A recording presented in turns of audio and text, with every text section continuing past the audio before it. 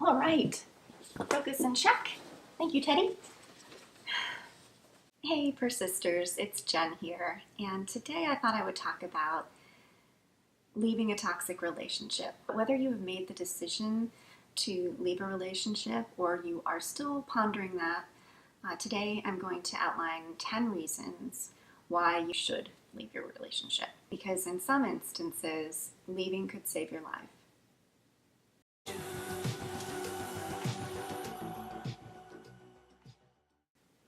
Hi guys, thanks so much for tuning in.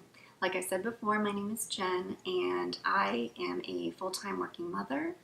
I am a wife for the second time and part of a blended family now, and obviously I am a divorce survivor.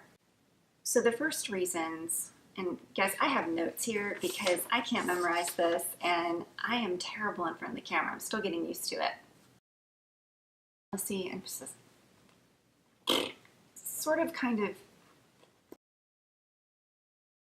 the first reasons that I'll put out there right now are going to be obvious. I'm not even going to put them as part of the 10 reasons really that you should leave a relationship. These right up front are going to be like kind of like when you call a doctor's office and the greeting tells you if you have a life-threatening emergency, call 911. So these are kind of obvious here.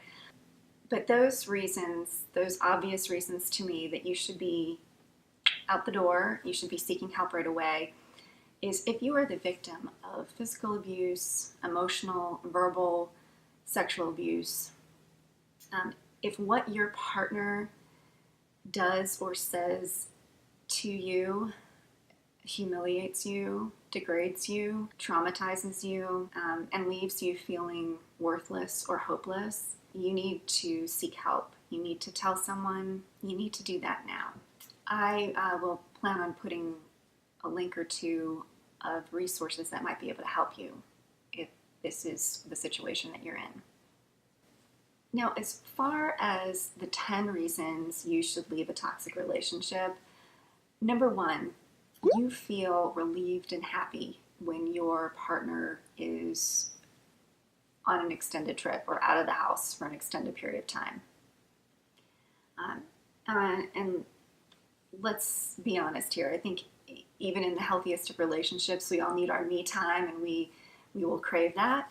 But what I'm talking about is, you would feel perfectly fine if they extended their trip indefinitely. And when you're feeling that way, it is a big indication that you're very unhappy in your relationship. Number two, you don't want to have sex with your partner, like ever. So sure, in marriage and in long-term relationships, we go through dry spells, we go through ebbs and flows, but the difference is in a healthy, in a loving relationship, and what I should say is in a respectful relationship, we don't want that dry spell to become a habit.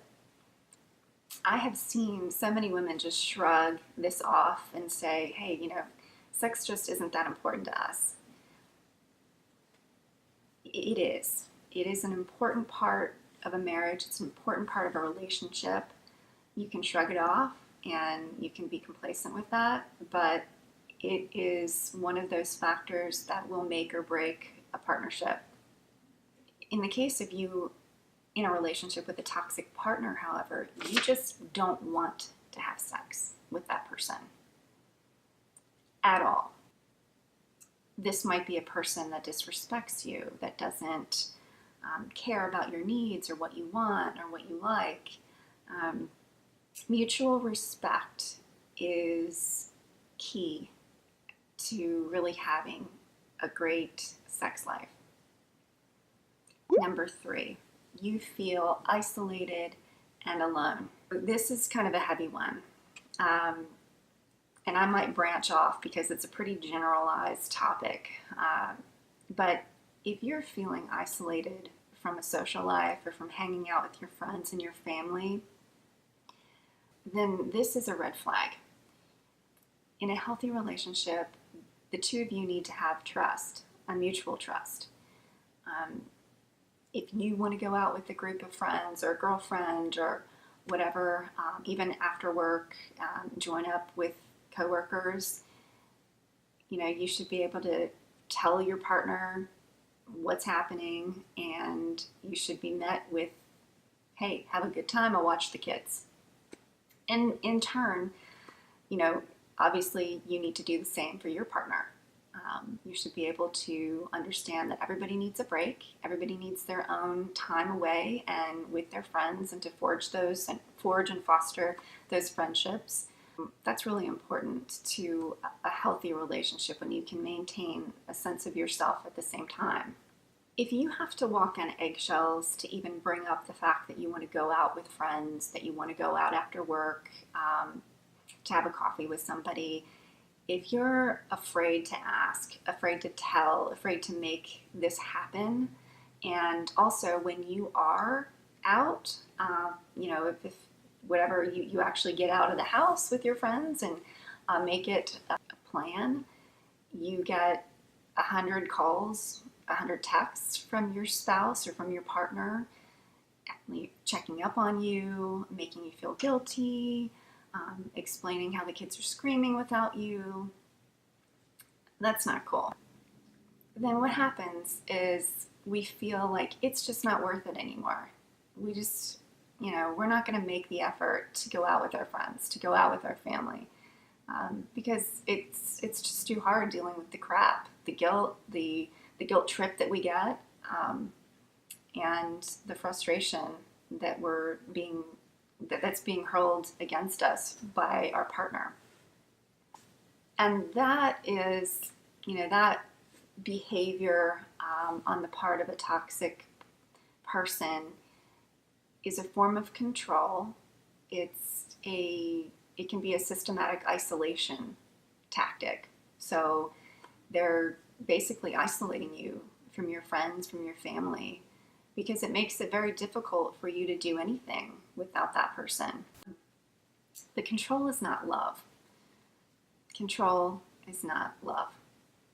Number 4, your partner is extremely jealous and possessive.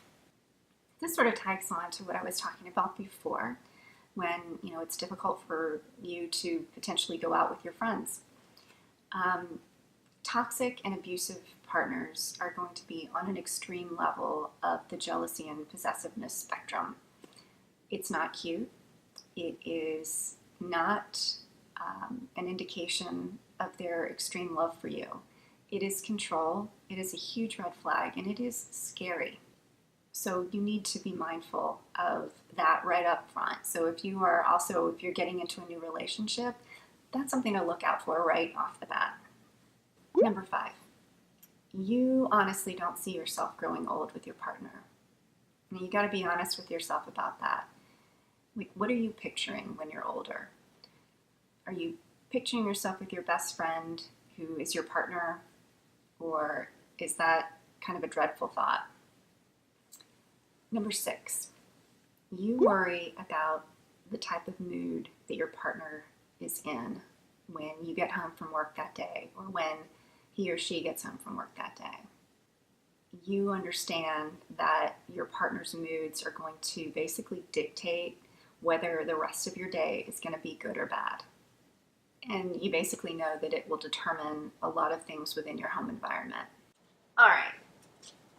New setting, right? Well, behind the scenes, like I said, I'm a total novice at this video thing, and apparently I spent a good portion of an hour talking to myself. So no video was taken. So I'm starting up again and giving you 7 through 10. Actually, also, I was reviewing some of what I was saying, and I was super boring. So anyway, so number 7 is you're not able to argue effectively with your partner, with toxic or abusive partners. And guys, I'm going to interchange toxic and abuser, and sometimes I'll throw in a narcissist because a lot of this applies to that, and that's a pretty common phrase lately. But when you're dealing with a toxic person, a narcissist, an abuser, it's usually pretty hard to argue with that person. Meaning, no matter how you bring up something that might have bothered you, whether it's, hey, when you said or did this, it made me feel like that.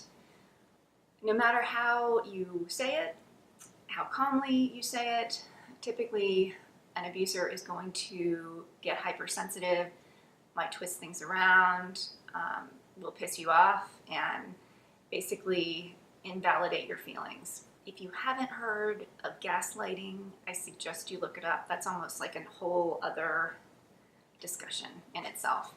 And it's basically master manipulation. They make you feel crazy. They twist things around like it's your fault that you feel that way, that it didn't happen the way you think.